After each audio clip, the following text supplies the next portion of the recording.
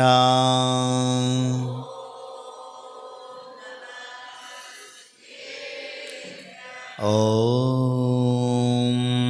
नमः सिद्धेभ्यां।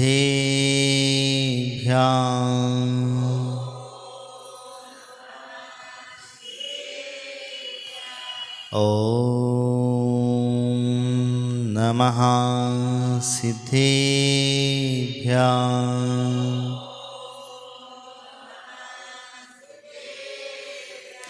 बोले देवादेवी खजरण श्री आदिनाथ भगवान की, मूल नायक श्री पासनाथ भगवान की, शासन नायक महावीर भगवान की, चारित्र चक्रवर्ती प्रथमाचार्य शांति सागर जी महाराज की, आचार्य गुरुदेव श्री धर्म सागर जी महाराज की, आचार्य गुरुदेव श्री पुल सागर जी महाराज की, द्वादशांग सिनवाणी माता की, जिले परम पूज्य छोटाचार्य परमेष्ठी श्री भद्र बाहु सागर जी महाराज जी की, समस्त आचार्य संघ की जय।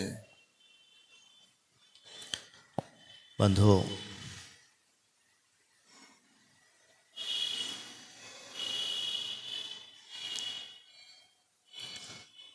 हम चर्चा कर रहे थे उन सब्जेक्टों के बारे में जिन्हें आज तक हम पूरा नहीं कर पाए। कहीं ना कहीं बीच में अटक जाते हैं, कहीं ना कहीं किसी न किसी प्रकार से हम अत्र तत्र भटक जाते हैं और यही कारण होता है कि हम उन्हें समझ नहीं पाते हैं। क्योंकि समझने के लिए एक गुरु की आवश्यकता होती है। क्योंकि जब तक गुरु नहीं है तब तक हम कितना भी समझने की कोशिश करें, हम उसे समझ नहीं पाएंगे। हो सकता है किसी का चौसम अच्छा हो, पढ़ने के पश्चात उसे याद भी रह जाता हो, लेकिन मूल तत्व को समझने के लिए गुरु ही समझा सकते हैं।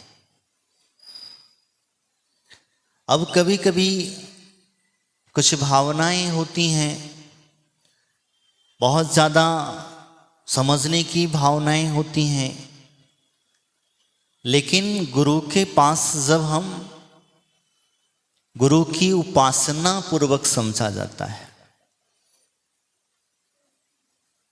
अब गुरु की उपासना हमें करना नहीं है और हमें समझना है उस परम पद को प्राप्त करने के भाव। क्योंकि गुरु की उपासना के बगैर मार्ग आगे का खुलने वाला नहीं है।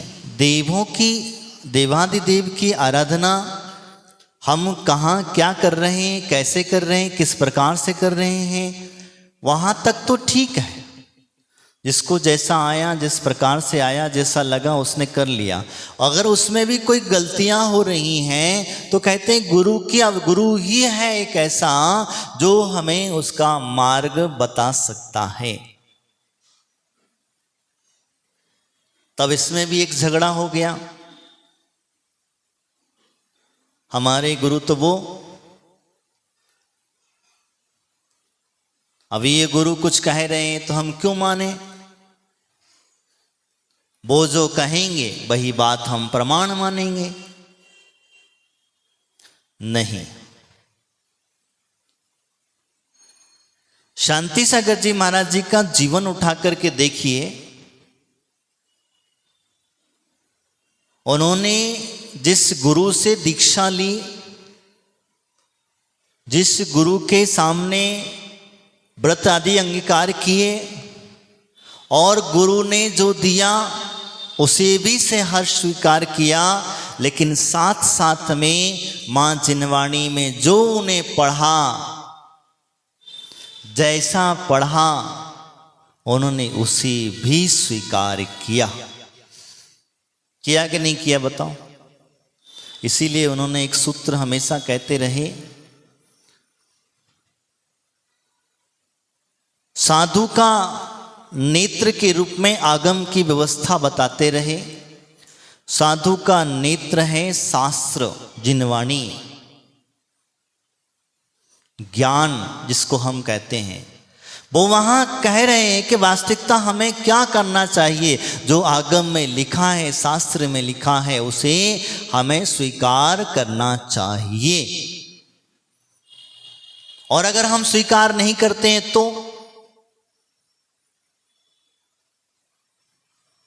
तो फिर क्या होगा? फिर वही होगा, भटकते रहो संसार में, भ्रमण करते रहो। जब तक तीर्थंकर भगवान तीर्थंकर नहीं बनते हैं तब तक उनका जीवन उठा करके देख लीजिए। अपने गुरु सानिध्य में रह करके, गुरु चरण में रह करके द्वादशांग का ज्ञान प्राप्त किया। गुरु चरणों की आराधना, गुरु के सानिध्य में, गुरु के चर्या में रह करके उन्होंने इतना सब कुछ प्राप्त किया। गुरु की आज्ञा का महत्व समझ में आता है।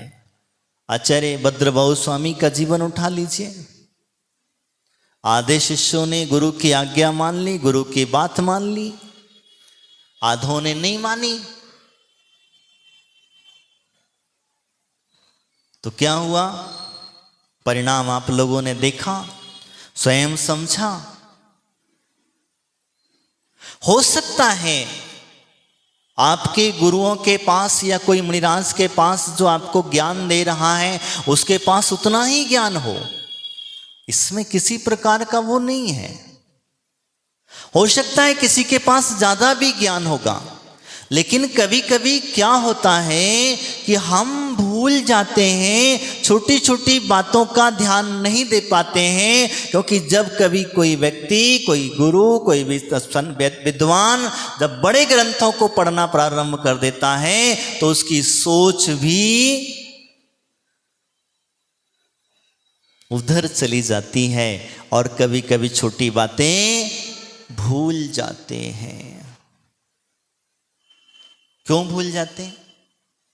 नहीं ध्यान आता, नहीं स्मरण में रह पाता।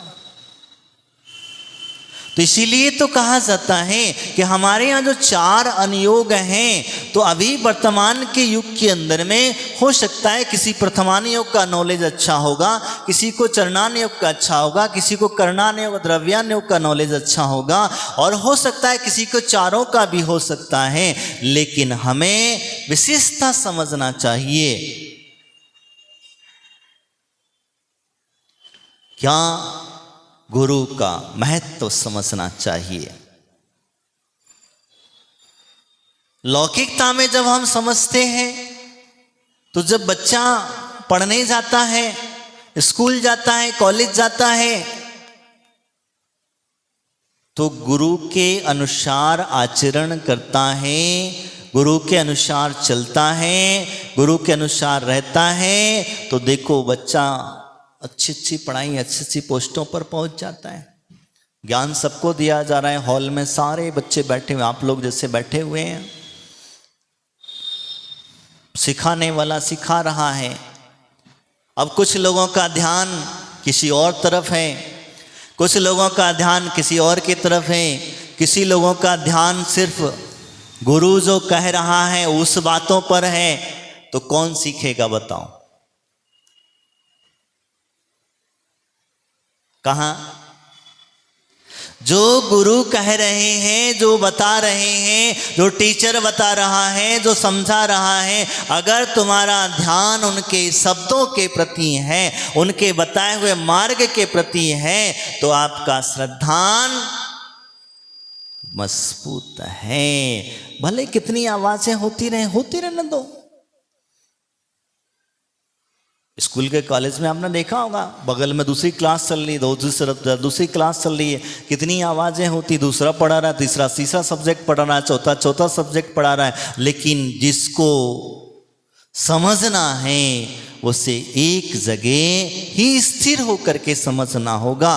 अगर यही विशेषता कही जाती है तो एक गुरु के बारे में जब कहा जाता है तो गुरु तत्व वास्तविकता यही संबोधन दे रहा है। वो कह रहा है कि भैया आपका सब्जेक्ट क्या है, आप क्या कर रहे हो, कैसे कर रहे हो, क्यों कर रहे हो, और आगे उसे समझाने के लिए जब स्वाध्याय, संयम, तप और दान है, इनको समझाने वाले भी गुरु ही हैं। तुम्हारा अभी एक तत्व खंडित हो गया तो आगे की व्यवस्था नहीं समझ पाओगे। आगे क्या करना, कैसे करना, किस तरीके से करना नहीं समझ पाओगे।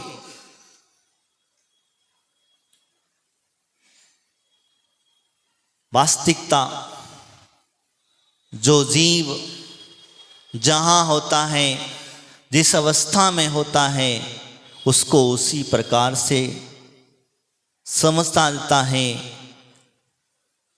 आज हमारे यहाँ जो परंपराओं के नाम पर बंटवारा हुआ पड़ा है, आज हमारे यहाँ गुरुओं के नाम पे बंटवारा हुआ पड़ा है, आज हमारे यहाँ धर्म के नाम पर बंटवारा हुआ पड़ा है। ये कारण क्या है? इसमें सबसे बड़ा महत्व है तो वो गुरु तत्व का है, गुरु उपासना का है, गुरु उपास्ति का है। कल हमारी समता दीदी एक बहुत अच्छी चर्चा कर रही थी। शिवपुरी की घटना उन्होंने एक बहुत सुंदर बताई। एक ब्रह्मचारी जी थे, उनकी संलेखना हो गई आज समय में, तो एक बहुत बड़े विद्वान थे। वो कहते हैं उन्होंने जो तल्लेखना के समय पर त्याग कर दिया, उन्होंने भाई मैं दवाइयाँ आदि नहीं खाऊंगा, अब मरना तो है ही। जब कि दवाइयाँ नहीं खाऊंगा, लेकिन वो बड़ा विद्वान, जो प्रखंड विद्वान कहा जाता है, वो कहता है अपने बचनों से कि बताओ ये दवाई खा लेता तो क्या बिगड़ जाता है, इसका मरण तो नहीं होता। सोचो, विचार करो जरा। इतने बड़े विद्वान अपने वास्तविकता अपनी ओर बढ़ा खींचने के लिए, अपने धर्म को बढ़ाने के लिए, अपने उस व्यवस्था को बताने के लिए कैसी कैसी व्यवस्थाएं बता देते हैं।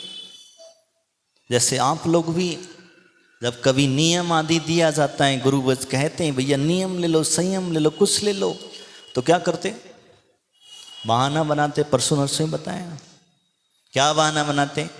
महाराज बीपी है, शुगर है, क्या क्या बहाना बनता है। क्या होगा? आप स्वयं चिंतन करना, विचार करना। गुरु अगर आपसे कुछ कह रहे हैं तो उन्हें आपका कोई भविष्य की चिंता यानी कि समझना, आपके भविष्य सुधारने के लिए कह रहे, वो अपने लिए नहीं कह रहे।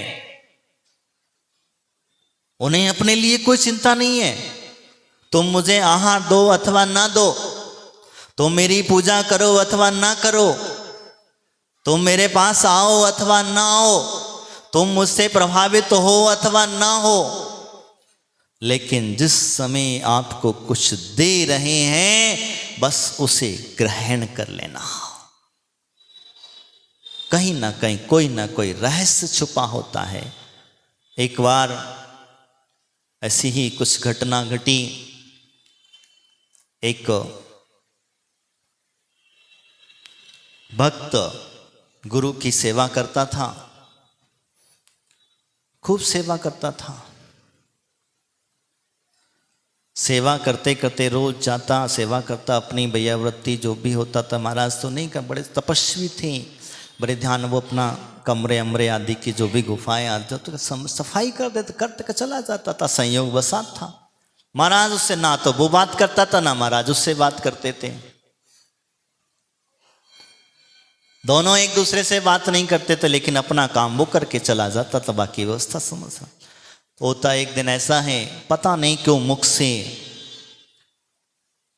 ध्यान करते करते या कुछ उच्चारण कर रहे थे, क्या कर रहे थे, वो सफाई कर रहा था, और सफाई करते समय उसके मुख से, गुरु मुख से उसने सुन लिया, और उसके मन में कुछ विकल्प या क्या उसको भ्रांति हुई, क्या हुआ कुछ समझ में नहीं आया, लेकिन उसने सिर्फ सुन लिया, जा चला जा। क्या सुना? याद रखना, जा चला जा। वो घर गया, घर जाकर के उसकी मां कई दिनों से बीमार चल रही थी, मन में चिंतन चल रहा। मां कई दिनों से बीमार चल रही थी, तो उसने जाकर के मां के कान में कह दिया, जो कुछ भी था। कहा क्या? जा चला जा।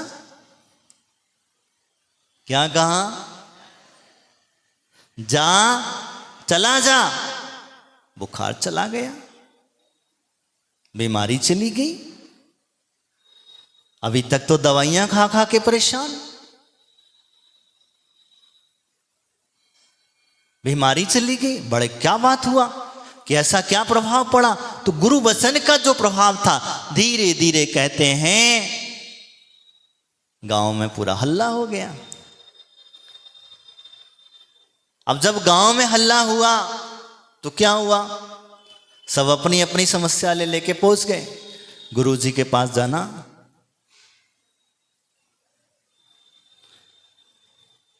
गुरुजी के पास जाना कम हो गया। सब उसके पास पीछे पीछे।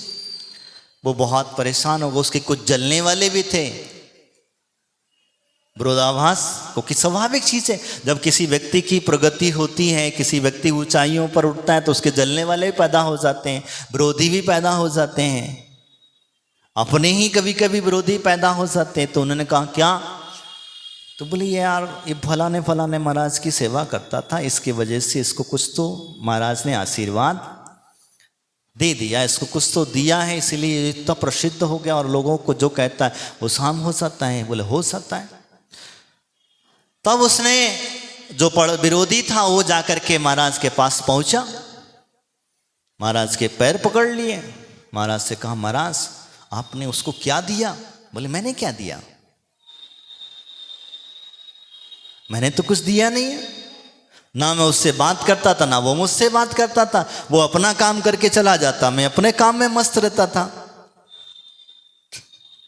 तो बोले बात हकीकत है क्या? तो बोले ऐसा ऐसा हुआ। वो जिसको भी कहता है, कोई बीमारी वाला हो, कोई पीड़ित हो, कोई परेशानी वाला हो, बस उसको जाकर के अपना आपके नाम से कह देता है, वो उसका काम हो जाता है। क्या कहता है? जा चला जा। बोले हमने भी कह के देखा, जा चला जा, तो हमारा तो काम होता नहीं है, हमारा तो कभी सिद्धि होती नहीं है, हमारा तो हम कई बीमारियां जाती नहीं है। और आपने कहा तो आपका नाम लेकर के, हमने भी आपका नाम लेके कहा। समझना बात को, हमने भी लोगों के पीड़ाएं हटाने के लिए आपका नाम लेकर के कहा, आपकी आराधना करके कहा, जब कुछ कहा तब भी नहीं जाता है। और उसने तो बस आपका नाम लिया, उसने कहा जा चला जा, और चला जाता है। आखिर रीजन क्या है? महाराज विचार चिंता में पड़ गए। उन्होंने कहा वाकई बात क्या है? गुरु की महत्वता समझिए। तो उन्होंने आचार्य, वो जो गुरु महाराज थे, उन्होंने बुलाया उसको, और बुला करके पूछा गया, बेटा तुझे मैंने कब दिया मंत्र? मैंने तुझे कब कहा? तब उसने पूरी घटना बताई कि मैं आपके कमरे में जब झाड़ू लगा रहा था, और आप पता नहीं मैं कुछ चिंतित था, विचार बहुत डूबा हुआ था। मेरी माँ बहुत बीमार थी, कई बीमारियों से जूझ रही थी। तो बस ऐसे ही मेरे मन में चल रहा था, और पता नहीं कब आपके मुख से वो आपने कहा या किसी और ने कहा, कैसा कहा, क्या कहा, बस मेरे कान में जो शब्द पड़े, जा चला जा। और मैंने जाके मेरी माँ के कान में कह दिया, माँ का बीमारी ठीक हो गई। मैं तो वही करता हूं। बोले अच्छा। तो वास्तविकता स्थिति वही होती है। हम गुरुओं के प्रति प्रयास हम जाते हैं, गुरु उपासना करते हैं, तो उपासना में हमें कभी कभी क्या होता है, अच्छा कुछ अपने मतलब छुपा होता है, अपना जो है मार्ग अपना कुछ मिल जाए, कुछ आशीर्वाद मिल जाए, कुछ मिल जाए, नहीं, वो तो कब, जब तो उपासना करोगे, गुरु की सेवा करोगे, गुरु की, तो अपने आप मिल जाएगा, मांगने की जरूरत। लेकिन गुरु को समझने की जरूरत जरूर है। अब तुम लोग कभी कभी पहुंच जाते हैं, महाराज किसी काम में व्यस्त हैं, स्वाध्याय में व्यस्त हैं, सामायिक कर रहे हैं, महाराज कुछ तो सुन लो, कुछ कष्टों से हटा दो, कुछ पीड़ा से हटा दो। नहीं, आप अपना कार्य कीजिए, गुरु को समझिए, जानिए, और जानने के बाद जब जिस समय पर जो कह रहे हैं उसे एक बार अपने चिंतन में अवश्य लेकर के आना, उसे समझने की कोशिश करना। अगर जब तक हम उन्हें नहीं समझ पाएंगे तब तक हम हमेशा उनसे दूर ही बने रहेंगे। और जब तक आप दिगंबर मुनिराजों से दूर रहेंगे तब तक आप अपने आप को नहीं समझ पाएंगे। समझने के लिए नजदीक जाना होगा, उनके बताए हुए मार्ग को स्वीकार करना होगा, और जब हम स्वीकार कर लेंगे तभी हम उसे समझ पाएंगे। तो वास्तविकता स्थितियां वही हैं। हम संसार में रहते हैं, संसारी प्राणी हैं, और संसारी प्राणी को मोक्ष मार्ग का रास्ता बताने वाले गुरुजन ही हैं। अब अगर हम इसमें बांट करके बैठ जाएं, हम अगर किसी एक को पकड़ करके बैठ जाएं, पकड़ो, मैं नहीं कहता, लेकिन हर आने वाले साधु का सम्मान जरूर करो। तुम जिसे मानते हैं, तुम्हारी आस्था जिससे जुड़ी है, जुड़े रहो, लेकिन ऐसा मत करना जैसे मैंने कल बताया था कि पार्श्वनाथ की वेदी पे खड़े हो और आदिनाथ के गुणगान गा रहे हो। ऐसा भी मत करना। जिस गुरु के सानिध्य में तुम बैठे हो, जिस गुरु के सानिध्य में तुम रहते हो, जिन गुरुओं के सानिध्य में रह करके आपको कुछ सीखने को मिल रहा है, उनके समक्ष उन्हीं का ही गुणगान गाना। जैसे अभी महाराज जी ने बताया कि पूजा कर रहे हो किसी और की और कह रहे हो महाराज मुद्रिका छोड़ करके आहार जल ग्रहण कीजिए, तो कैसे करेंगे? कैसे करेंगे बताओ? क्योंकि आपका नवदा भक्ति करना गुण है, एक है कि नहीं है? और नवदा भक्ति में पूजा एक क्या हुआ होता है, कई बार हमारी पूजा में तो खास करके होता है। कई बार कभी कुछ, अब तुम लोगों के मुंह पे कुछ नाम रटे हुए रहते हैं, फिर हमें ध्यान से सुन करके हम पूछते भैया हूं किसकी पूजा कर रहे हो? फिर उसका बोध हिलता, अंदर से हिलता, अरे मैं किसकी पूजा कर रहा। तो ऐसा भी कभी कभी तो भद्र बाबू का भद्र बन गया, कभी कुछ बन गया, कभी कुछ बन गया, क्या क्या बना देता पता ही नहीं चलता। मैंने कहा हूं नाम मत बिगाड़ो, मेरे गुरुजी ने मुझे इतना अच्छा नाम दिया बड़ी मुश्किल से।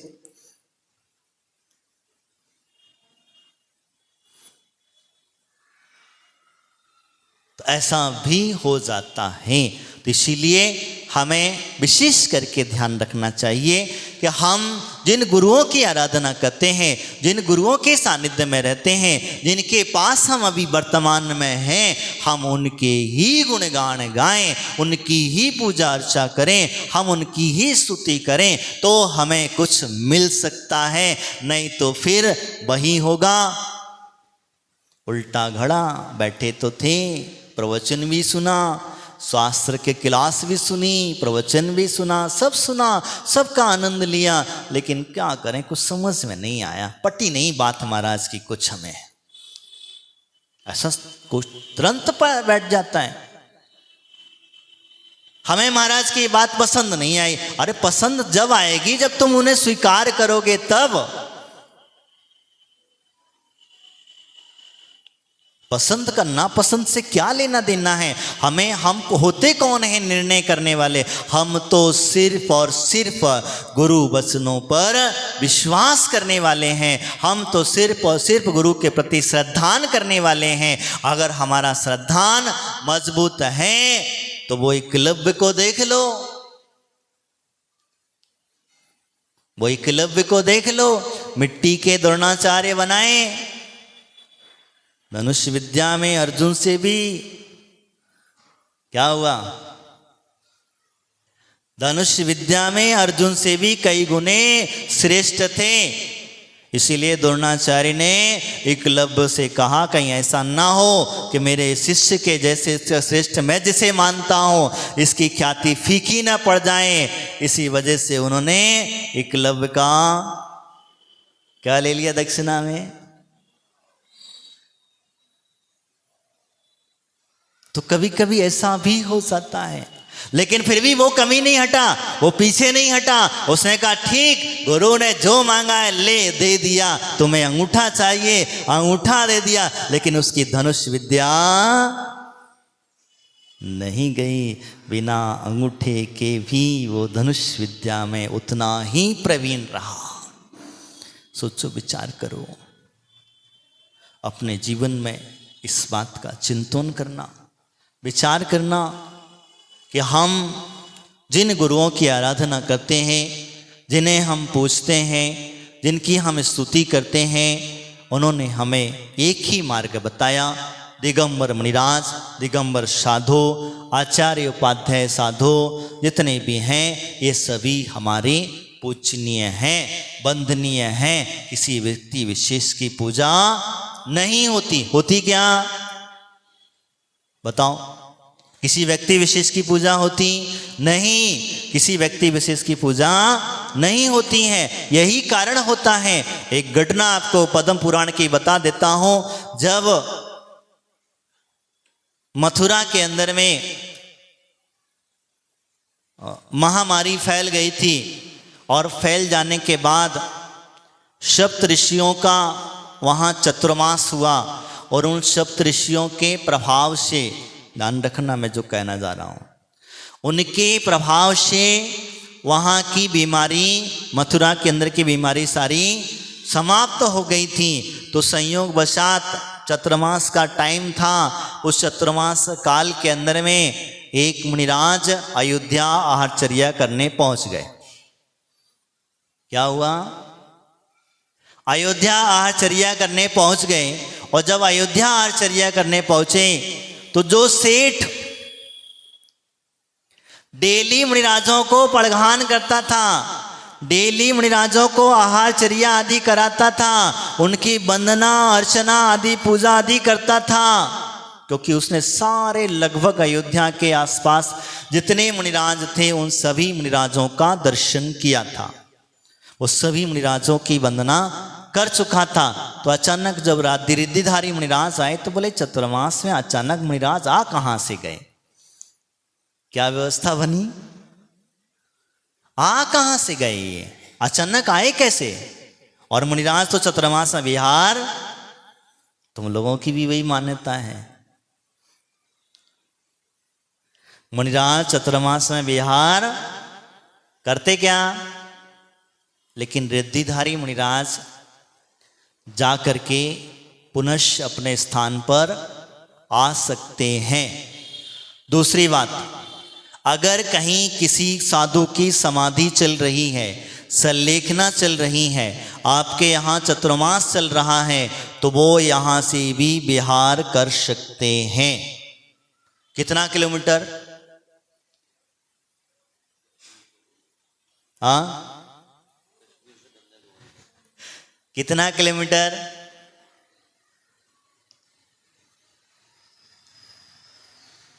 अब कोई नहीं देख सुन पाएगा। है 200 कोश। साधु को अगर हमारी आवश्यकता है तो वो कितना भी विहार कर सकता है। वैसे तो 100 किलोमीटर का कोई कोई कहते हैं जिस तरीके से जो है कि 100 किलोमीटर तक अगर किसी बीच बीच में कहीं साधु की समाधि अगर आदि की सूचना मिलती है और साधु की आवश्यकता है तो वहां पर जा सकता है। सिर्फ वो समाधि की व्यवस्था समझना। जहां मुनिराज को रात्रि में चलने का निषेध कहा गया है, उन मुनिराजों को अगर रात में भी चलना पड़ा तब भी वो चल के जा सकते हैं।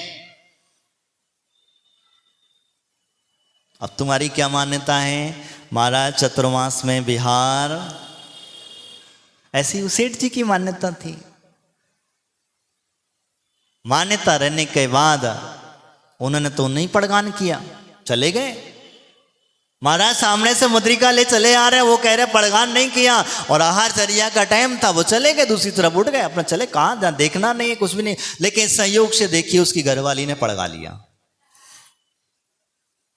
उसने नहीं पड़गाया, उसकी धर्म पत्नी ने पड़गा लिया और वो तो चला गया। सेठ जो था धर्म पत्नी ने पड़गा करके मुनिराज के आहार भी उसी घर में हो गए। और वो मुनिराज मंदिर जो बगल में था वहां पर एक आचार्य विराजमान थे, नाम मुझे याद नहीं आ रहा उनका, वो आचार्य विराजमान थे। उनसे जाकर के चलो मंदिर है, भगवान है, तो चलो हम जाकर दर्शन कर लेते हैं, आचार्य हैं। उन्होंने बड़ा रख करके वहां पहुंचे और जाकर के उन्होंने जैसे ही आचार्य ने देखा कि ये तो रिद्धिधारी मुनिराज हैं, उन्होंने तुरंत समझ लिया रिद्धिधारी। वो तो उठ करके उनकी विनय आदि उनको सम्मान के साथ भगवान के दर्शन के चरणबंद, उन्होंने दोनों की वंदना प्रतिवंदना करी और वो दोनों चर्चा करके रिद्धिधारी मुनिराज तो आकाश मार्ग से निकल गए। सेठ घूमते घूमते आचार्य महाराज के पास पहुंच गया। अब वो जाके जैसे ही बोलने ही वाला था कि महाराज आपने सुना, आपने देखा, एक महाराज बोले अभी अभी आपके यहाँ से निकल करके गए हैं, या समय में कब दीक्षा हुई इनकी, कहाँ दीक्षा हुई, कैसे दीक्षा हुई, बिना किसी को पता नहीं, और मैंने दर्शन किए। तब आचार्य महाराज कहते हैं भैया ये चारण रिद्धिधारी मुनिराज थे और ये इनका चतुर्मास अयोध्या नहीं मथुरा में चल रहा है, और वहाँ पर इनके प्रभाव से मथुरा के अंदर में जो बीमारियां फैली हुई थी, जो उपद्रव हो रहा था, वो सब समाप्त हो चुका है। ये बात जैसी उसको पता चली तब कहते अरे मैंने कौन सा कर्म मेरा उदय में आया। सामने मुनिराज थे, मैंने उनका पड़गान नहीं किया, मैंने अतिथि सत्कार नहीं किया, और उल्टा मैं उनके बारे में ही क्या सोच रहा था। तब उसे अंदर से गिलानी हुई, सारे परिवार को लेकर के मथुरा पहुंचा। तो मथुरा पहुंचने के बाद कहते हैं उन्होंने निवेदन क्या किया, आपके चरण सानिध्य में अष्टानिका महापर्व का पूजा करनी है। क्या करनी है? क्योंकि महाराज का तो विहार का समय हो गया था, महापूजा करानी है। तो महाराज को ये तो नहीं कहता महाराज तुमको आहार नहीं दे पाया, उसके मन में जो चल रहा वो समझिए। उसके मन में तो ये था कि मैंने आहार नहीं, मैं बड़ा अभागी हूँ, मुनिराज की भक्ति नहीं कर पाया, अतिथि सत्कार नहीं करा, तो इस वजह से उसने महापूजा रचाई और मुनिराज को आहार दान आदि दे करके अपने जीवन का कल्याण किया। वास्तविकता स्थितियाँ समझना, कभी कभी हम अज्ञानता में ऐसे कार्य कर लेते हैं और इन कार्यों की वजह से हमें संसार फिर पछताना पड़ता है। क्या होता? पछताना ही पड़ता है।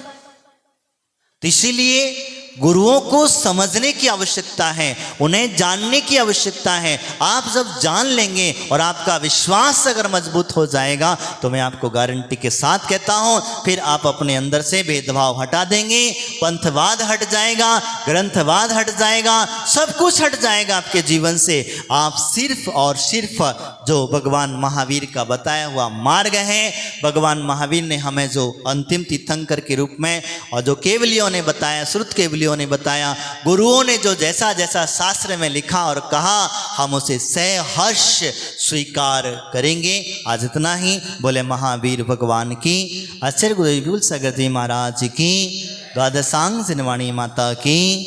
जिलाचार्य परमेश्वर भद्र